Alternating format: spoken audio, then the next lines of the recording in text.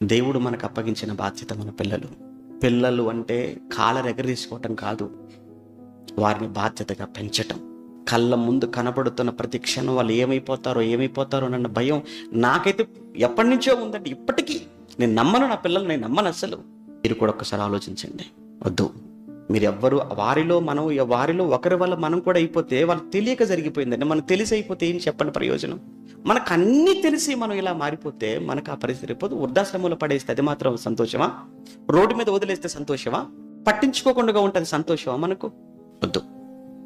దేవుడు అందుకే చాలా చక్కగా చెప్పాడు, చాలా తేటగా చెప్పాడు, ఎన్నో విషయాలు చెప్పాడు బైబిల్లో. దేవుడు పిల్లల బాధ్యతలు చెప్పాడు, తండ్రి బాధ్యత చెప్పాడు, తల్లి బాధ్యత చెప్పాడు. మనందరి బాధ్యతలు ఎవరి బాధ్యతలు వారికి అప్పచెప్పేశాడు. మిగతా విషయాల గురించి అస్సలు మాట్లాడకండి. మీరు ఏ విషయాల గురించి మాట్లాడకండి. నేను వాక్య ప్రకారంగా ఉన్నానా లేదా అన్నది నువ్వు ఆలోచించు. 2, ఎవరు వాక్య ప్రకారంగా ఉన్నారో లేరు నీకు వద్దు. నువ్వు ఉన్నావా లేదా? నేనున్నానా లేదా?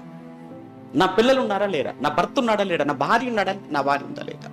ఇంతకు మించి ఎవ్వరి కొరకు మీరు ఆలోచించినా సాతానుగాడికి మీరే అవకాశం ఇచ్చిన వాళ్ళు అవుతారు.